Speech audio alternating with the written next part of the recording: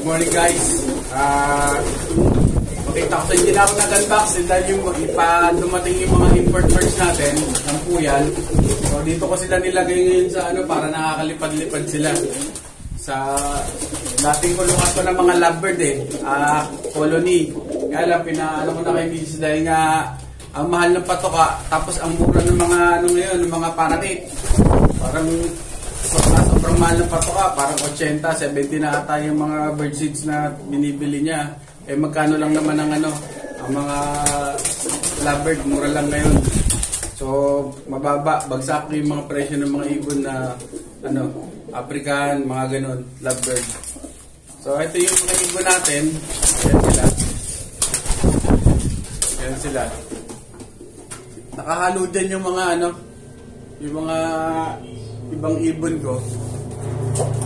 Ayan, yung mga ibang stock. Pero halos karamihan na mga nandito, ayan, na galing sa US, mga mga blue bar, halos blue bar.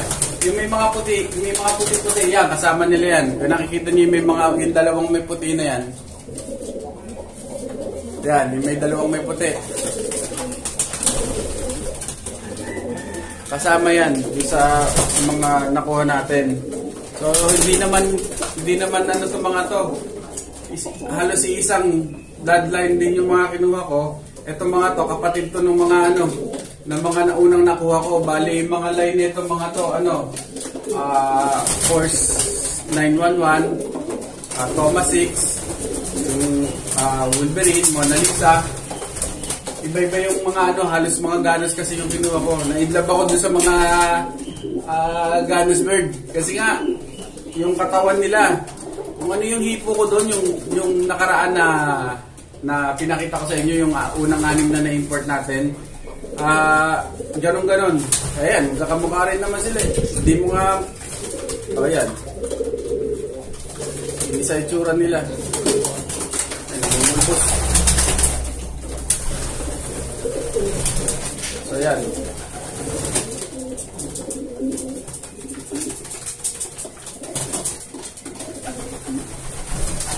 Maganda mga katawan nila. Ito galing pa to sa fresh from the airport to. O yan, maganda katawan nila. Medyo stress pa yan, pero maganda ang katawan nila kasi galing pa sa sa box. Yan. Halos isang mga itsura kasi nga magkakalahi. Ayan, kuha tayo ng iba.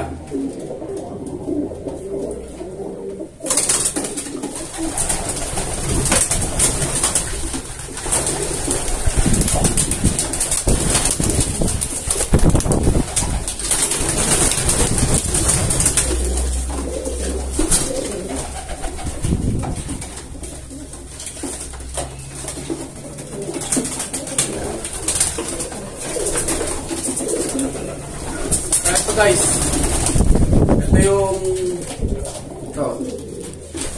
halos isa. Ito yung kanina kasi hen. Ito mga kakto, dalawa.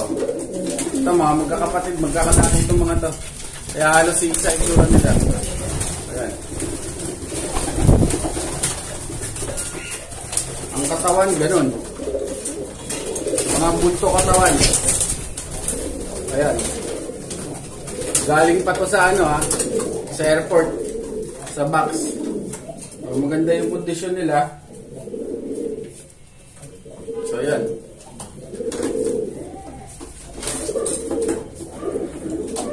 Pangkasa, ito yung yung first batch nung mga kinuha ko.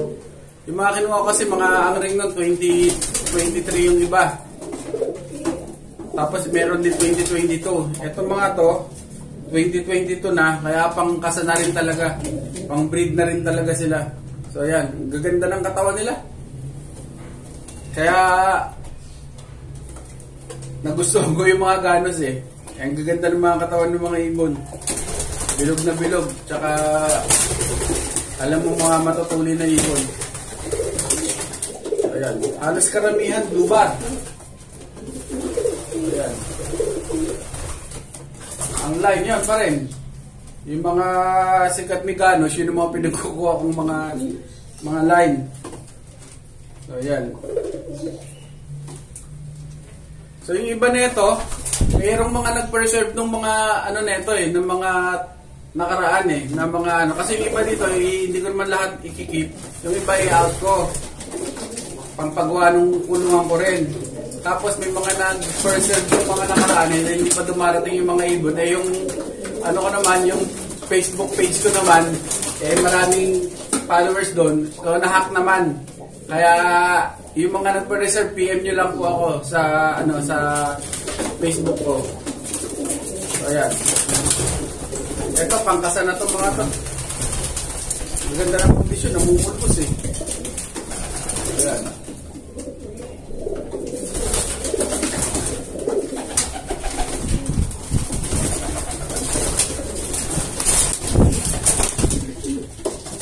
Ito yung mga puti.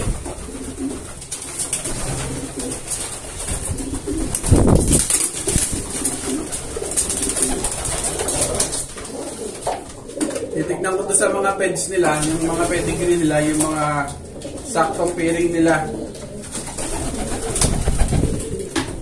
Ito.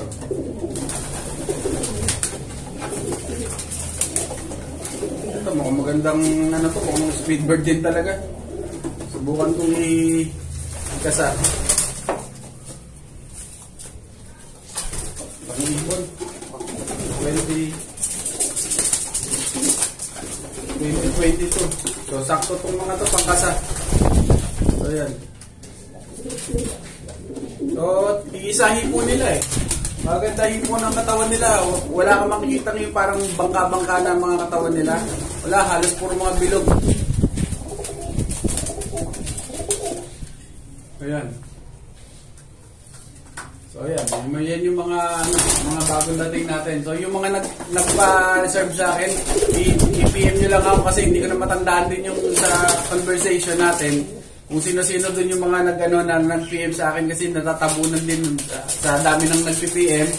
Ang dami yung mga nagpapaturo, ang dami yung mga ganun. So okay, lahat sinasagot ko kaya natatabunan agad yung mga PM sa akin. So yun, ayun yung mga natin. Meron din ditong mga stock bird Ayan.